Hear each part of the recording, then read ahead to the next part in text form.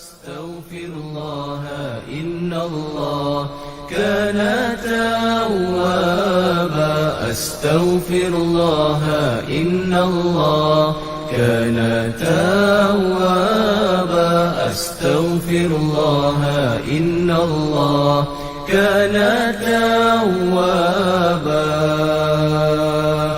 أستغفر الله إن الله كان توابا أستغفر الله إن الله كان توابا أستغفر الله إن الله كان توابا أستغفر الله إن الله كان توابا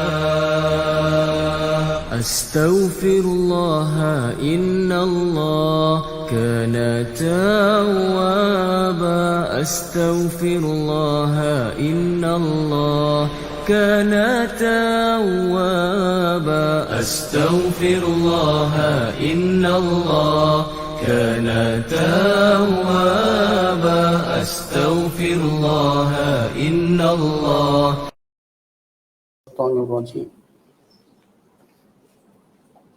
بسم الله الرحمن الرحيم. والسابقون الأولون من المهاجرين والأنصار والذين اتبعوهم بإحسان رضي الله عنهم ورضوا عنه وأعد لهم جنات تجري تحتها الأنهار خالدين فيها أبدا ذلك الفوز العظيم. وممن حولكم من الأعراب منافقون ومن أهل المدينة مردوا على النفاق لا تعلمهم نحن نعلمهم سنعذبهم مرتين ثم يردون إلى عذاب عظيم. وآخرون اعترفوا بذنوبهم خلطوا عملا صالحا وآخر سيئا عسى الله أن يتوب عليهم إن الله غفور رحيم. خذ من أموالهم صدقة تطهرهم وتزكيهم بها وصل عليهم إن صلاتك سكن لهم والله سميع عليم. ألم يعلموا أن الله هو يقبل التوبة عن عباده ويأخذ الصدقات وأن الله هو التواب الرحيم. وقل اعملوا فسيرى الله عملكم ورسوله والمؤمنون وستردون إلى عالم الغيب والشهادة فينبئكم بما كنتم تعملون. Sadaqallahul azim.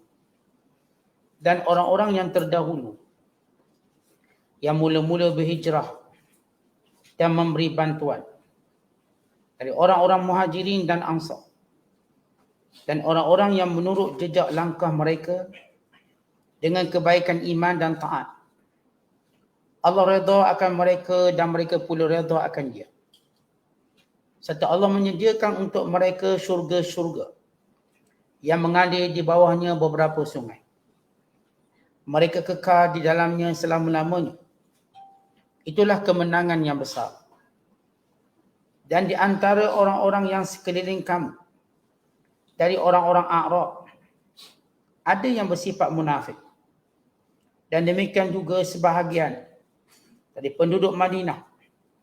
Mereka telah berkeras dengan sifat munafik. Engkau tidak mengetahui mereka. Bahkan kamilah yang mengetahui mereka. Kami akan azabkan mereka berulang-ulang. Kemudian mereka dikembalikan kepada azab yang besar.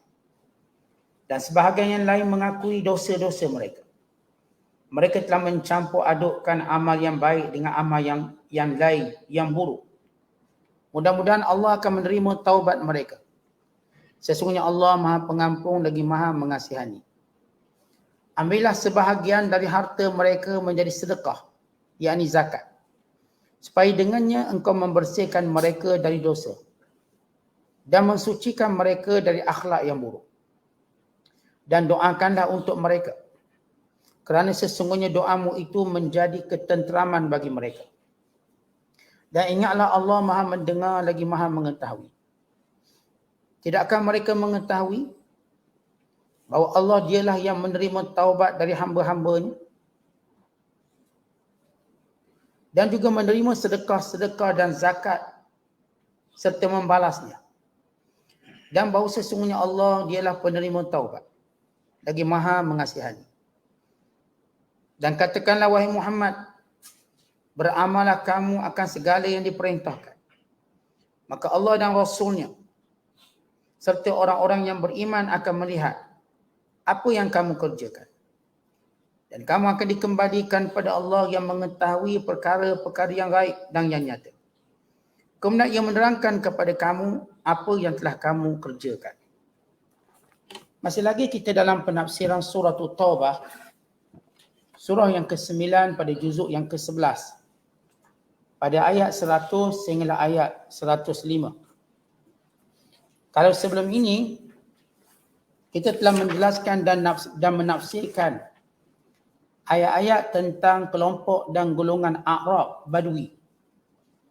Ada di kalangan mereka yang keras kekufuran dan keras kenifakan mereka, yakni munafik mereka.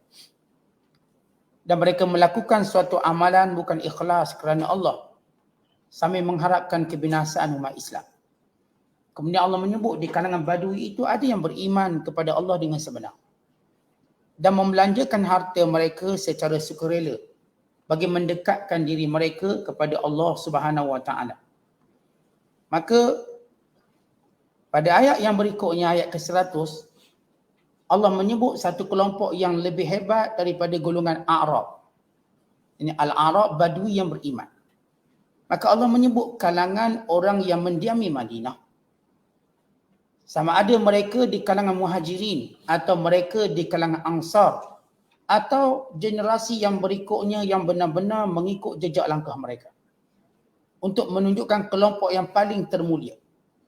Kalau sebelum ini Allah menyebut kelompok mulia di kalangan Badui, sebagaimana Allah cerita kelompok hina di kalangan Badui. Kali ini Allah Ta'ala menyebut pada ayat yang ke-100 yang kita bacakan pada malam ini, kelompok yang paling mulia sekali yang dikenali sebagai As-Sabiqun. Maka Allah berfirman, Was-Sabiqunal Awwalun. As-Sabiqunal Awwalun iaitu orang-orang yang punya keutamaan yang awal, sama ada di kalangan Muhajirin ataupun orang Ansar. Dan kelompok ketiga ialah kelompok yang mengikuti mereka bi ihsanin, dengan segala kebaikan, bukan sekadar ikut atas nama, tapi ikut dengan segala perbuatan dan amal soleh mereka. Radhiyallahu anhum, Allah meredai mereka. yakni Allah Ta'ala menerima ketaatan mereka dan Allah Ta'ala menerima segala amalan mereka. Waradu anhu, dan mereka redha dengan Allah. Maksudnya mereka mencapai segala nikmat Allah. Sama ada nikmat beragama dan nikmat keduniaan ataupun nikmat-nikmat yang dijanjikan oleh Allah di hari akhirat kelak. Bila kita menyebut golongan as-sabiqunal awwalun, siapakah golongan as-sabiqunal awwalun? As-sabiqunal awwalun, kata ulama, itu mereka yang terlibat dalam peperangan Badar, yang mempunyai kelebihan. Setengahnya menyatakan as-sabiqunal awwalun ialah golongan yang menghadap dua kiblat. Artinya pada permulaan Islam dia menghadap Masjid Al-Aqsa atau Baitul Maqdis sehingga ditukar arah kiblat. Selepas 16 atau 18 bulan Rasulullah berada selepas hijrah, ditukar ke Masjidil Haram. Maka kelompok yang memeluk Islam pada awal ini maka disebut as-sabiqunal awwalun. Dan yang ketiga, as-sabiqunal awwalun ialah orang-orang yang beriman sebelum hijrah. Mereka digelar sebagai as-sabiqunal awwalun. Sama ada mereka ini di kalangan golongan Mekah ataupun golongan Madinah yang terlibat dengan bai'ah Aqabah yang pertama seramai 7 orang. Atau bai'ah Aqabah yang kedua seramai 70 orang. Ya, ada setengah-setengah kitab sirah menyebut bilangan mereka 11 dan sebagainya. Dan setengah mereka tidak mengambil kira kanak-kanak atau sebagainya. Mereka mengambil kira pemimpin. Ada 7 pada perjanjian Aqabah yang pertama, 70 pada perjanjian Aqabah yang kedua. Maka ini disebut as-sabiqunal awwalun. Maka mereka ini adalah golongan-golongan yang paling tertinggi sekali darjat mereka. Dari sudut keimanan mereka kepada Allah Subhanahu Wa Taala, dari sudut keutamaan mereka. Kalau kita menyusun secara tertib kelompok yang mulia ini, yang pertama dia ada 3 golongan yang Allah sebut. Yang pertama ialah golongan muhajirin. Maka golongan muhajirin, golongan-golongan yang mulia ini, yang pertama yang mulia ialah 4 khalifah yang utama. Abu Bakar, Umar, Uthman dan Ali. Ini muhajirin. Dan yang paling mulia. Diikuti dengan 6 orang yang pelengkap kepada 10 orang yang dijanjikan syurga. Dan sepakat ulama as-sabiqunal awwalin yang paling as-sabiqunal awwalun yang paling mulia sekali ialah Abu Bakar As-Siddiq radhiyallahu taala anhu, sama ada di kalangan muhajirin atau di kalangan ansar atau di kalangan semua manusia seluruh zaman. Ia merupakan manusia yang paling mulia selepas Nabi sallallahu alaihi wasallam. Maka golongan kedua yang disebut as-sabiqunal awwalun minal ansar. Orang-orang yang mula-mula memeluk Islam di kalangan Ansar, mereka ini yang terlibat dalam perjanjian Aqabah yang pertama di Mina pada tahun ke-11 kebangkitan Nabi sallallahu alaihi wasallam. Dan jumlah mereka ialah seramai 7 orang. Maka diikuti kelompok yang mengikuti perjanjian Aqabah yang kedua. Jumlah mereka ialah 70 orang lelaki. Dan kalau dikira perempuan, ada 2 orang perempuan, berarti 72 orang. Maka ini disebut as-sabiqunal awwal. Sama ada kalangan minal muhajirin dan juga kalangan ansar. Kemudian golongan yang ketiga yang Allah sebut, walladzina tabauhum bi ihsan, dan golongan yang mengikuti mereka, yang ikut orang ansar, yang ikut orang muhajirin. Siapa mereka? Mereka dikenali sebagai at-tabi'una lil awwalina bi ihsan. Itu kelompok-kelompok walaupun mereka bukan dalam kelompok yang pertama memeluk Islam. Bukan golongan yang pertama berhijrah, bukan golongan yang terlibat dalam perang Badar, bukan golongan yang terlibat dalam bai'ah Aqabah pertama dan kedua, tetapi mereka ialah para sahabat yang turut mentaati Allah sebagaimana golongan yang pertama. Baik, kita lihat kalau Abu Hurairah. Baik, Abu Hurairah memeluk Islam pada tahun ke-7. Berarti beliau tidak terlibat dalam perang Badar, tidak juga dalam peperangan Uhud, tidak juga dalam peperangan Khandaq. Bahkan setengah ulama menyatakan peperangan yang pertama yang diikuti oleh Abu Hurairah ialah Khaybar tahun ke-7 Hijrah. Dan kalau kita mengambil setengah sahabat seperti Ikrimah bin Abi Jahal yang langsung tidak terlibat peperangan dengan Nabi sallallahu alaihi wasallam, melainkan 2 peperangan sahaja, iaitu peperangan Hunain dan peperangan Tabuk. 2. Namun mereka ialah kelompok-kelompok yang mengikuti sahabat-sahabat yang awal dari sudut ketaatan mereka pada Allah, kepatuhan mereka pada Allah. Bukan mereka dakwa, bukan pendakwaan, tetapi mereka benar-benar seperti Abu Sufyan sebagai contoh. Walau beliau tidak terlibat dalam banyak peperangan kerana memusuhi Islam, kemudian mereka golongan ini memeluk Islam dan bersama dengan Nabi sallallahu alaihi wasallam dan mencontohi para sahabat yang awal dari sudut pengorbanan harta benda dan terlibat dengan jihad walau mereka berada pada jihad-jihad yang terakhir. Dan Abu Sufyan radhiyallahu taala anhu yang tidak lari dalam peperangan Hunain walau dia baru memeluk Islam. Dan demikian juga kisah-kisah sahabat-sahabat yang kita katakan yang mutaakhirin Islamnya. Lagi mana mereka mengikut jejak langkah sahabat yang awal, as-sabiqunal awwalun, mereka dalam satu golongan. Golongan yang mana? Yang Allah Taala sebut dalam Quran, radhiyallahu anhum, Allah redha mereka. Sebab itu para sahabat bila kita menyebut nama mereka, kita akan sebut radhiyallahu anhum. Siapa pun sahabat. Kalau ada je sohbah, sabit persahabatannya dengan Nabi sallallahu alaihi wasallam, maka disebut radhiyallahu anhu. Ini kalau sekiranya mereka ini para sahabat yang bertemu, yang berjumpa dengan Nabi sallallahu alaihi wasallam dalam keadaan beriman kepada baginda sallallahu alaihi wasallam dan mati dalam keadaan Islam, dalam definisi sahabat. Man laqiyan nabiyya sallallahu alaihi wasallam mu'minan bihi wa mata 'ala al-Islam. Antara definisi yang disepakati ulama, sahabat ialah siapa yang bertemu dengan Rasulullah dalam keadaan dia beriman, kemudian dia mati dalam keadaan Islam. Maka ini ialah kelompok-kelompok sahabat. Baik, selepas disebut golongan-golongan sahabat yang mulia dan mereka ini mendapat kemuliaan, keutamaan sebagaimana juga golongan-golongan yang pertama. Bahkan siapa pun yang mengikuti mereka. Bukan sekadar pada zaman golongan as-sabiqun al-awwalun, hatta pada zaman sekarang. Siapa yang mengikut jejak langkah para sahabat, siapa yang mengikut jejak langkah orang-orang yang mentaati Allah, maka dia juga turut diredai oleh Allah. Ia termasuk kita. Maka perkataan walladzina tabauhum, dan orang-orang yang mengikuti mereka, yang ikut muhajirin, yang ikut ansar dari sudut sifat, perangai, akhlak, pengorbanan dan lain-lain perkara yang mereka lakukan untuk agama Allah, maka mereka turut mendapat redha Allah Ta'ala. Dan tanda redha Allah Ta'ala, kata Allah, wa'adalahum, Allah menyediakan bagi mereka semua. Yani semua orang-orang yang beriman dengan minwal, dengan manhaj ini, jannatin tajri, syurga-syurga yang mengalir di bawahnya sungai. Setiap kali kita menyebut syurga jannat, maka pasti Allah Ta'ala akan menyebut bersama dengannya ialah adanya anhar yang mengalir, yani sungai-sungai yang mengalir. Kemudian Allah menyebut perkataan kekal, khalidina fiha, kekal di dalamnya. Dan Allah menegaskan lagi dengan firman-Nya abadan, selama-lamanya, bagi menguatkan lagi. Walaupun memadai orang beriman memang dalam syurga, tapi Allah nak tegaskan lagi kerana dalam ayat yang diturunkan ini bagi membandingkan mereka dengan golongan munafik. Membandingkan mereka dengan golongan munafik. Mereka ialah manusia, kelompok yang terbaik, yang telah membuktikan keikhlasan iman mereka pada Allah. Kemudian Allah Ta'ala kembali menceritakan golongan munafik. Kalau ayat sebelum ini cerita tentang A'rab, yang paling keras munafik. Ini yang duduk pedalaman Bani Asad, Bani Ghatafan, yang jauh-jauh. Maka ada munafik, sejenis lagi munafik yang duduk sekeliling pula. Ada munafik di kalangan orang kaya.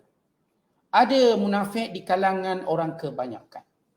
Ada munafik yang duduk dalam Madinah, bahkan berada dalam Masjid Nabawi. Ada munafik yang berada sekitar Madinah. Ada munafik yang berjauhan dari Madinah, yang kita telah terangkan semalam, iaitu suku Asad dan juga Bani Asad dan Bani Ghatafan.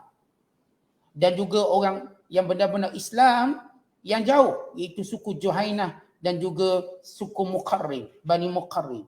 Mereka ni jauh hulu sana, tapi mereka benar-benar beriman pada Allah. Dan benar-benar membuktikan keimanan mereka kepada Allah dan melakukan pengorbanan yang banyak. Harta benda mereka, itu sebagaimana kita sebut golongan Juhainah dan juga golongan Muzayyana atau golongan Muqarrin, Bani Muqarrin. Maka Allah Ta'ala cerita ada juga kalangan munafik di pinggir Madinah. Artinya ketumbukan orang munafik tadi, pecah orang munafik dalam semua kelompok. Sama ada kelompok orang kaya, kelompok yang duduk mendiami Madinah, yang jauh dari Madinah, yang di pinggir Madinah. Lalu Allah menyebut wa mimman haulakum, dan di kalangan orang sekeliling kamu, minal a'rab, di kalangan kabilah-kabilah ini, munafikun, orang-orang munafik, wa min ahlil Madinah, dan daripada penduduk Madinah itu sendiri, maradu ala nifaq, mereka begitu melampau dalam sifat munafik mereka.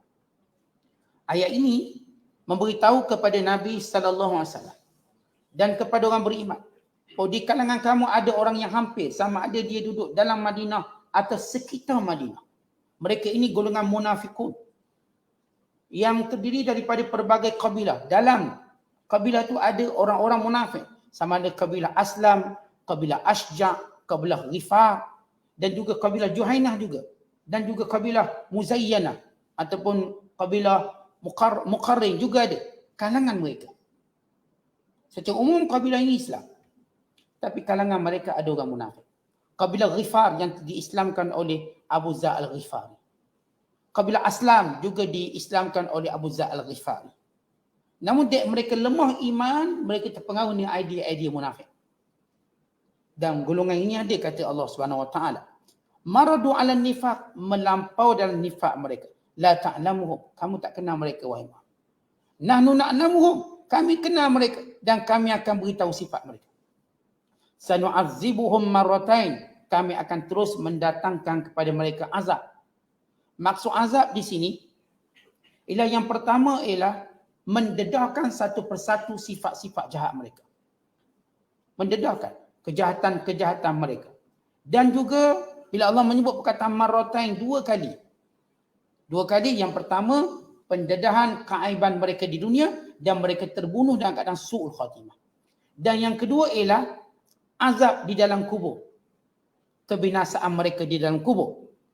Thumma yuradduna ila azabin azim.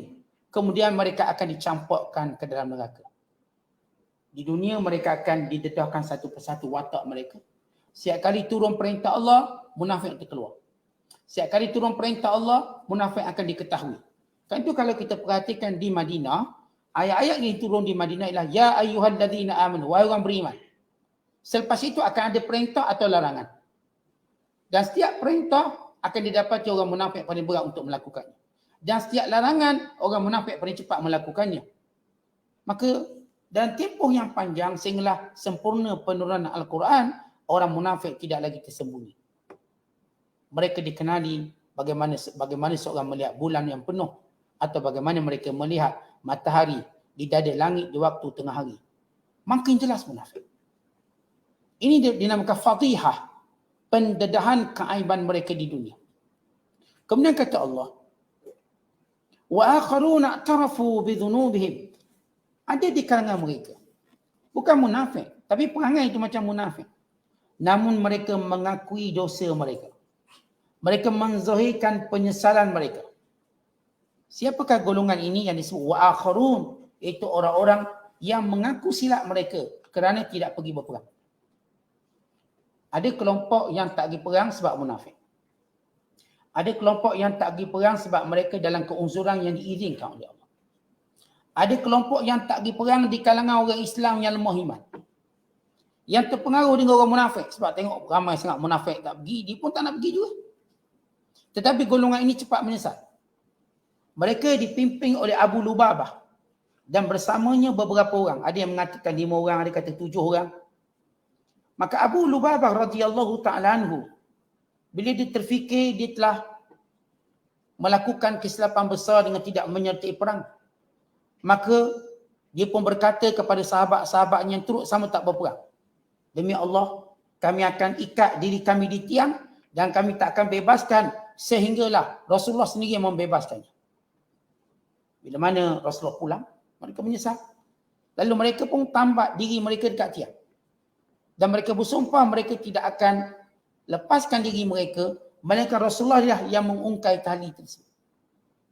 Golongan ini ataupun Abu Lubabah bersamanya beberapa orang yang berfikir dan menyesal, lalu mereka mengikat diri mereka di tiang-tiang masjid. Bila ikat di tiang masjid, lalu mereka kekal selama 3 hari. 3 hari terikat kat tiang, tak makan, tak minum. Duduk kat tiang, tak kencing, tak berak.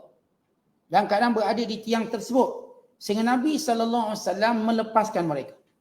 Waktu Nabi pulang daripada peperangan, mereka sudah ditambak selama 3 hari. Lalu Rasulullah kata, man haula'i muwassakun bis-sawari? Siapa tu yang terikat dekat tiang? Faqala rajulun, maka seorang beritahu, hadza Abu Lubabah wa ashabun lahu takhallafu fa'ahadullah alla yutalliqu anfusahum hatta takuna anta alladhi tutalliquhum. Lalu kata seorang lelaki, ini Abu Lubabah dan teman-temannya yang tak pergi perang dan mereka bersumpah atas nama Allah, mereka tidak akan lepaskan diri mereka sehinggalah engkau melepaskan diri mereka. Lalu kata Nabi SAW, aku tak akan lepaskan mereka sehinggalah aku diperintahkan oleh Allah untuk melepaskan mereka. Maka turun ayat ini, wa akharuna i'tarafu bi dhunubihim. Di kalangan mereka ada yang mengakui kesilapan mereka. Khalatu amalan salihah, mereka mencampur adukkan amal soleh, wa akhara sayyi'ah, di sana amalan jahat mereka. Asallah an yatuba alaihim, semoga Allah menerima taubat mereka.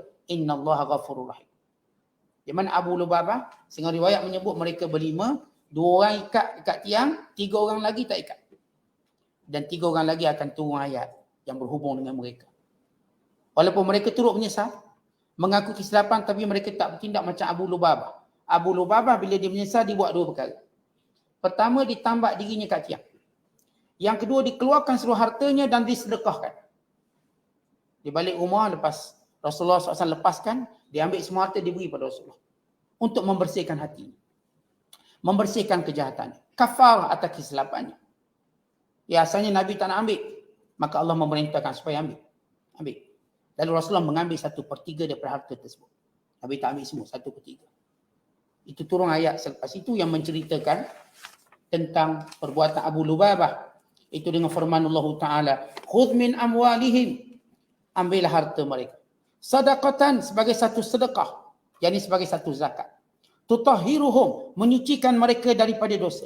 Wa tuzakkihim biha, membersihkan diri mereka dan menyucikan diri mereka.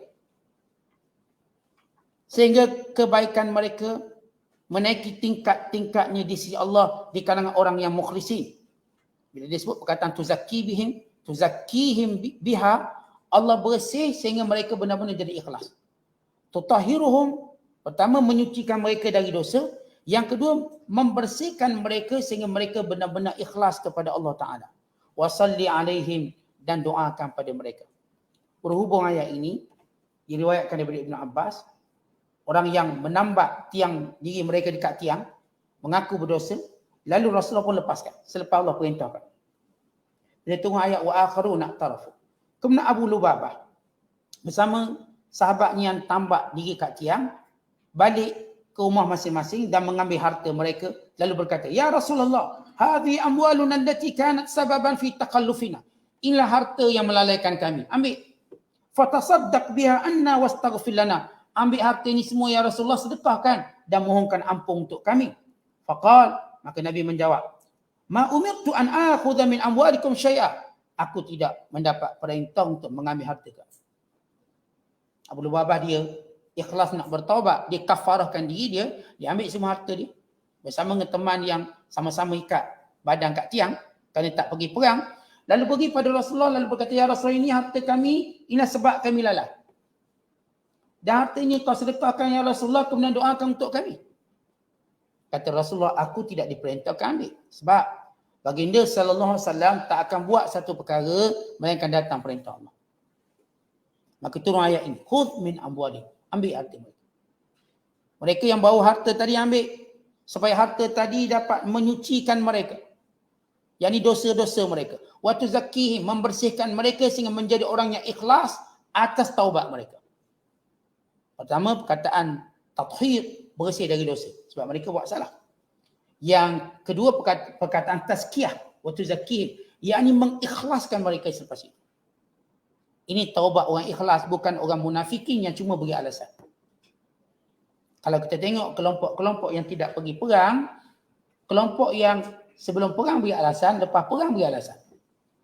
Tetapi kelompok orang beriman, pertama mereka tidak menipu sebab mereka tak pergi perang. Mereka benar-benar menyesal. Yang kedua, mereka kafarahkan balik untuk membersihkan diri mereka. Sebab antara tanda benar seorang bertaubat, mereka mesti akan bersegera buat baik. Dan mencari semua sebab-sebab kelalaian untuk mereka jauh diri mereka daripada sebab-sebab kelalaian ataupun menghapuskan sebab-sebab kelalaian. Sebab kita tuan-tuan, bila kita buat salah, kita sendiri tahu sebab apa kita buat salah. Sebab apa? Apa punca kita buat salah? Maka orang yang benar-benar bertaubat, dia pasti akan rosakkan punca. Kalau jenis main basikal, sampai tak sembahyang zuhur, ni kaki basikal kayuh dia. Dia kayuh merata, masjid dia tak pergi. Bila dia taubat, dia jual basikal. Kalaupun dia tak buang dalam tong. Sebab apa? Dia tahu ini sebab. Kalau orang yang jenis misalnya main motor pula, sebab motor dia lalai. Mungkin untuk membuktikan keikhlasannya, dia mungkin jual motor dia. Keikhlasan. Apapun manusia, kalau kita tengok dia bertaubat, dia akan tengok apa sebab dia lalai. Maka sebab-sebab itu dia akan cuba jauhkan, dia akan cuba buang atau ditangani dengan cara bijaksana. Kadang-kadang kita tengok ada orang berlakon, dia taubat, dia pun berhenti berlakon. Sehingga dia mendapat bimbingan balik bagaimana cara berlakon seterusnya. Kalau nak berlakon juga. Orang yang menyanyi, bila dia taubat, dia berhenti menyanyi. Kita baca sejarah Cat Steven waktu dia insaf. Dia lemas di Brazil yang menyebabkan dia dapat hidayah. Maka dia jual semua, dia buang semua alat-alat musiknya. Dia tak nak lagi menyanyi. Dia terus belajar Islam dan jadi pendakwa. Buka sekolah. Dia benar-benar insaf. Sehingga dia kembali balik masuk muzik dengan cara baru pula. Tapi mula-mula dia insaf tadi, dia buang semua. Kita baca ada seorang atlet bina badan terkenal di Malaysia. Terkenal. 7 kali juara Mr. Asia. Terkenal. Bila dia datang taubat daripada Allah, dia rosakkan semua piala-piala yang dia menang. Dia patah semua. Sebab orang bina badan tu, piala pun pakai seluar dalam. Piala dia tu pun. Mengingatkan apa yang dibuat dulu. Maka apa dia buat? Dia pergi kat piala, dipatahkan semua. Walau itu, dia punya kejayaan dia. 7 kali. Dia orang peringkat Asia Tenggara, bukan peringkat sekolah. Artinya, bila datang taubat sebenar, dia boleh rosakkan semua. Begitu kalau orang benar-benar taubat. Dia akan mencari apa yang disebab lalai. Kalau kawan dia sebab lalai, dia takkan kawan kawan dia. Kalau pekerjaan ni sebab dia lalai, dia berhenti kerja. Hebat penangan orang taubat yang sebenar. Orang kalau taubat nasuhah, dan sekarang kita dapat tengok bagaimana dia bertindak secara, kita katakan, begitu bersungguh-sungguh. Nampak ekstrim sikit. Kerana kesungguhan dia bertaubat. Sehingga dia dibimbing kembali, sama ada dia kembali ambil semula dengan cara taat pada Allah, atau dia mungkin menukar pada perkara-perkara yang lain. Cara lain, dia mungkin buang semua album dia yang rosak, album dia, gambar-gambar dia, dia musnahkan semua. Dek benar taubat. Ada seorang hamba Allah, artis. Waktu mana dia taubat? Dia bakar semua gambar dia. Gambar-gambar lama semua dia bakar, dia siap keluar statement, sahabat tolong jangan tayangkan gambar saya yang tak tutup aurat. Sebab benar taubat dia. Terus belajar Islam, terus pergi kuliah dan sebagainya, ubah penampilan, pakaian. Memang begitu kalau orang yang benar-benar taubat. Cuma masalah orang taubat ni satu. Bila mereka tidak dibimbing. Bila mereka tidak dibimbing dengan bimbingan sebenar, akhirnya mereka pulang balik. Sebab taubat ni dia tak ada kerana semangat. Mula-mula boleh dengan semangat. Tapi semangat tu bertahan lama mana? Tanya orang bertaubat, sejauh mana semangat tu boleh bertahan? Tuan-tuan, kalau kita buat ibadat kerana semangat, dia tidak mampu bertahan lama. Kerana ibadat itu perlu dibuat dengan ilmu dan kesedaran. Dengan tawaduk dan kerendahan. Dengan kesungguhan yang berasaskan pada ilmu. Sebab itu kata Nabi SAW, Man yuridillahu bihi khairan yufaqihu fiddin. Siapa yang Allah nak beri dia kebaikan, siapa yang Allah nak beri dia kemuliaan, Allah beri dia faham agama. Maka dia bertindak dan beramal dengan kepahaman agama. Sebab itu kita selalu menyeru dan mengajak orang yang bertaubat duduk dalam majlis ilmu. Untuk kamu kekalkan momentum semangat bertaubat, mesti duduk dan wajib duduk. Kalau jenis taubat seorang-seorang, kemudian bergerak solo cara seorang, merasakan taubat tadi sudah menghapuskan dosa, dia silap. Dia akan ulang benda yang sama. Bahkan dia akan buat lebih teruk daripada sebelum itu. Itu yang kita lihat. Sebab itu tuan-tuan, taubat perlu dibimbing. Imam Al-Ghazali dalam kitab Minhajul Abidin, bila dia menyebut penghalang-penghalang manusia, dia panggil aqabah ataupun aqabat, yang setiap manusia perlu mendaki aqabah ini untuk sampai pada Allah. Pendaki yang pertama ialah taubat. Pendaki yang kedua ialah ilmu. Lepas dia taubat, dia mesti pergi ke ilmu. Tangga tu dia kena naik. Kalau dia tak naik tangga ilmu, dia tak akan melepasi apa-apa. Lepas dia taubat, dia kena daki satu lagi tangga. Satu lagi anak tangga sebelum dia jumpa dengan Allah. Bertemu dengan Allah, mendapat redha Allah, iaitu ilmu. Maka bila dia dapat ilmu, barulah dia akan dapat mengekalkan momentum taubat secara berpanjangan sampailah dia jumpa Allah. Dan itu Nabi SAW sebagai guru besar kepada semua ilmu Islam. Guru besar utama. Nabi orang paling sibuk menyampaikan ilmu. Bahkan Nabi mengingatkan para sahabat, tahu sikit mesti fikir nak sampaikan. Sebagaimana orang lapar sikit pun cari makanan. Demikian orang ada ilmu, walau sikit dia mesti sampaikan. Kata Nabi SAW, balighu anni walau ayat. Sampaikan daripadaku walau satu ayat. Bagaimana orang yang mengetahui banyak ayat? Mereka melihat ini amanah yang mereka ambil dari Nabi SAW.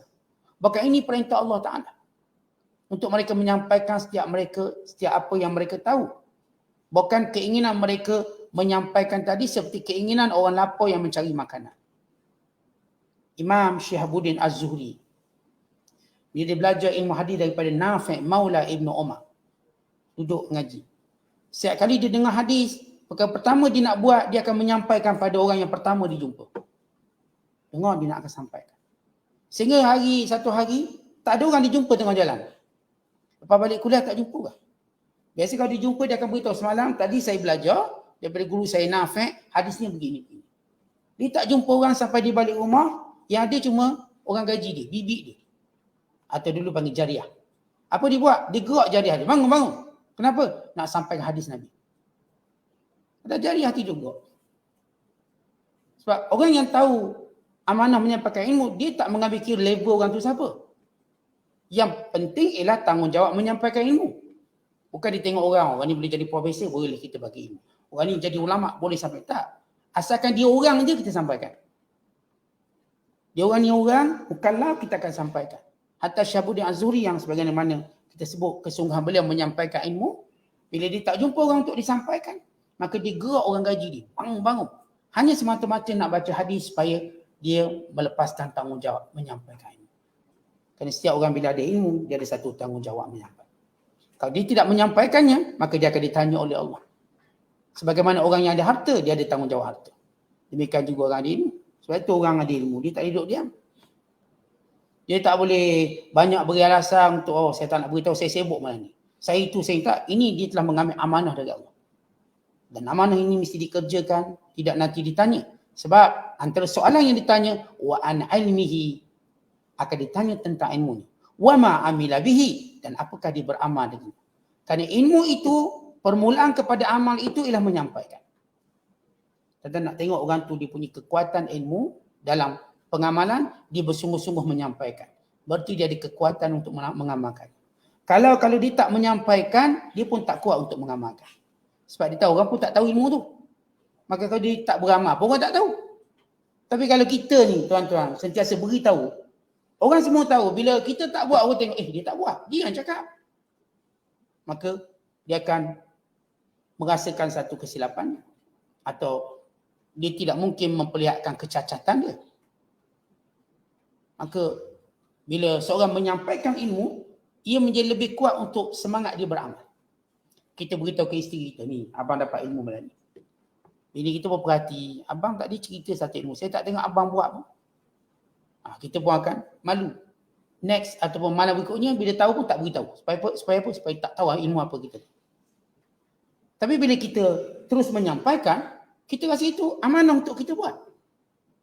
Kita tahu kelebihan sedekah, sekian-sekian, maka kita juga akan buat. Kelebihan qiyamul lail, kelebihan baca Quran, maka kita juga akan buat. Kita akan rasa malu bila apa yang kita suruh atau apa yang kita larang, kita tidak. Kalau yang baik kita tak buat, kalau yang jahat kita tak tinggalkan. Arun alaika iza fa'alta azimu. Malulah kamu bila kamu melarang sesuatu tiba-tiba kamu melakukan. Bila disebut dalam hadis seorang lelaki yang dicampakkan dalam neraka. Dan ahli neraka mengenalinya. Lalu mereka berkata, kenapa kamu masuk neraka? Sedangkan kamu suruh yang baik, kamu cegah yang munkar. Maka jawabnya, aku suruh tapi aku tak buat. Aku larang tapi aku sendiri tak meninggalkan. Kata ulama sebab tuan-tuan bila disuruh, orang tak tahu tentang diri dia. Dia tak bergaul dengan orang. Sehingga dia tak rasa terpanggil untuk melakukannya. Maka dia tersembunyi. Ada orang dia tersembunyi sebab buat baik. Tapi yang ramai tersembunyi sebab tak nak orang tahu bahawa dia tak buat benda baik. Akhirnya orang tak nampak. Bila keluar rumah, gosok dahi, macam kuat ibadat. Rupa dalam rumah tak buat apa. Tengok TV. Ini antara sebab kenapa bila kita dapat satu ilmu, kita nak menyampaikan. Maka turun ayat ini tentang taubat. Khudh min amwalihim, ambil harta mereka kata Allah. Wasalli alaihim, dan doakan pada mereka. Ayat ini juga berkenaan dengan zakat. Zakat. Bahawa harta itu perlu dizakatkan. Dan setiap orang yang membayar zakat dan setiap orang yang derma disunatkan penerima derma mendoakan keberkatan. Al-Imam Asy-Syafi'i rahimahullah mengatakan sebaiknya didoakan kepada orang yang bayar zakat atau orang yang bersedekah dengan menyebut doa ajarakallahu fima a'taita wa ja'alahu laka tuhura wa baraka laka fima abqaita. Allah memberi balasan apa yang engkau berikan dan menjadikannya sebab kepada penyucianmu, dan Allah memberkati harta yang masih kamu kekalkan, yang kamu tinggalkan. Ini antara doa yang digalakkan. Atau apa saja bentuk doa. Seperti barakallah, Allah berkati harta kamu yang kamu belanjakan, yang kamu simpan. Allah berkati keluarga kamu, diri kamu, harta kamu. Sunat didoakan pembayar zakat ataupun orang yang mengeluarkan sedekah. Doakan. Ini diajar oleh Allah. Wasalli alaihim. Doakan pada mereka. Sebab itu kita dah sebut semalam bagaimana para sahabat mereka iaitu beberapa kabilah, suku Juhainah dan beberapa suku lain datang beri pada Rasulullah untuk mengharapkan Nabi doa. Sebagaimana ta'liq dan komentar kita boleh bila kita beri sedekah kita minta yang menerimanya doakan untuk kita. Sama ada yang menerimanya itu asnafnya atau yang menerima itu wakilnya. Penerima itu asnaf yang memang direct kita direct. Atau kita wakilkan pada fulan bin fulan, tolong beri pada yang ni. Sama ada wakil tadi dia ialah pemerintah atau wakil pemerintah ataupun orang sukarelawan yang tolong menyampaikan. Maka sunat doakan moga Allah berkati rezeki awak, berkati harta yang awak belanjakan. Maka ini disebut dalam ayat Al-Quran wasalli alaihim, doakan ke atas mereka kerana doa kamu sakanun lahum, penenang bagi mereka. Tuan-tuan nak keluarkan harta ni berat. Kalau keluar RM1, RM2 tak rasa sangat. Nah, keluar RM1,000 bagi orang sedekah. Nah, RM100,000 bagi orang. Apa yang menenangkan dia? Doa. Dia jadi tenang. Sebab dia sudah berjuang untuk mengeluarkan sejumlah itu. Berjuang dengan diri dia. Dia cuba menghadirkan kelebihan bersedekah. Maka kita patut menyokongnya dengan doa yang baik-baik. Sama ada yang keluarkan zakat atau yang keluarkan sedekah. Kesemua mereka berhak untuk kita doakan, untuk kita sama-sama menyemangatkan mereka, menjadikan mereka bersemangat untuk buat baik. Siapa pun kalau kita tengok orang buat baik, kita semangatkan mereka dengan doa kita. Moga-moga Allah ramaikan orang macam awak. Katharallahu amsalaka. Moga-moga Allah ramaikan orang macam awak. Kita tengok dia ni sponsor makanan, bukan senang nak sponsor makanan. Kalau makanan tu cuma biasa-biasa okey ni. Berat ni. Kita tahu berat. Dia dah berperang 3 malam, 3 hari. Untuk bersetuju nak sponsor. Atau mungkin 3 bulan dia fikir. Dah kaki tak dahi dah fikir. Nak bagi tak nak bagi. Nak. Dia berperang. Maka kita tuan-tuan doakan. Mudah-mudahan Allah Ta'ala bagi makan pada Tuhan sebagaimana Tuhan bagi makan pada kami. Allah bagi minum pada Tuhan sebagaimana Tuhan bagi minum pada kami. Mudah-mudahan Allah terima semua jariah ini. Doa itu penting sebagai apa? Sakanun lahu. Penenang. Kerana saya katakan setiap kebaikan. Ramai orang terpaksa bermujahadah kuat untuk buat kebaikan. Anak-anak kita nak suruh semayang susahnya. Bila mereka mampu semayang, kita doakan. Mudah-mudahan Allah berkati abang, akak, bagus. Kita doakan supaya mereka rasa kekuatan doa kita bersama dengan mereka. Alam ya'lamu, tidakkah mereka mengetahui annallaha huwa yaqbalu taubata an ibadihi wa ya'khudzus sadaqat wa annallaha huwa tawwabur rahim. Tidakkah mereka mengetahui yang terima taubat itu bukan orang, Allah. Yang terima sedekah itu juga Allah. Dan Allah itu maha penerima taubat dan maha penyayang. Supaya kita tahu waktu kita taubat, bukan untuk pandangan manusia. Allah yang terima. Dan bila mana kita sedekah, jangan ingat orang tu terima. Allah yang terima sedekah kita. Bila Allah yang menerima sedekah kita, Allah yang akan membalas. Kita jangan nampak bila kita sedekah, bila kita keluar zakat, orang tu yang dapat. Tidak. Allah yang terima. Bahkan disebut dalam hadis, seorang yang mendermakan hartanya, dia berada pada tangan Allah sebelum berada pada tangan penerima. Dan Allah membelanya sebagaimana kamu membela anak pokok. Sebagaimana kamu membela anak binatang yang kecil. Kuda dan sebagainya sehingga dia membesar. Atau pokok sampai dia membesar. Ini tuan-tuan, walaupun orang tu tipu kita sehingga kita derma, kita tak rugi apa. Yang rugi orang tipu tu. Kita tak rugi. Sebab sebelum dia terima, Allah terima. Asalkan kita keluarkannya kerana Allah SWT. Kemudian kata Allah, wa qul i'malu fasayarallahu amalakum wa rasuluhu wal mu'minun. Maka beramallah masing-masing. Masing-masing beramal. Allah dan Rasulnya dan orang beriman menjadi saksi. Wasaturadduna, dan semua amalan-amalan itu. Dan kamu akan dikembalikan pada Tuhan yang mengetahui yang gaib dan mengetahui yang nyata. Fayunabbi'ukum bima kuntum ta'malun. Dan Allah akan beritahu apa yang kamu lakukan. Lepas cerita golongan munafik, kemudian cerita golongan yang beriman, orang-orang yang utama, kemudian cerita orang-orang yang bertaubat dengan sebenar-benar taubat, kemudian Allah menyeru dengan seruan umum, beramallah semua. Setiap amalan kamu Allah jadi saksi. Rasul jadi saksi. Orang beriman jadi saksi akhirat kelak. Dan kamu akan dikembalikan pada Allah. Kamu akan menanggung sama ada faedahnya atau akibat atas semua perbuatan yang kamu lakukan di hari akhirat kelak. Wallahu a'lam. Assalamualaikum warahmatullahi wabarakatuh.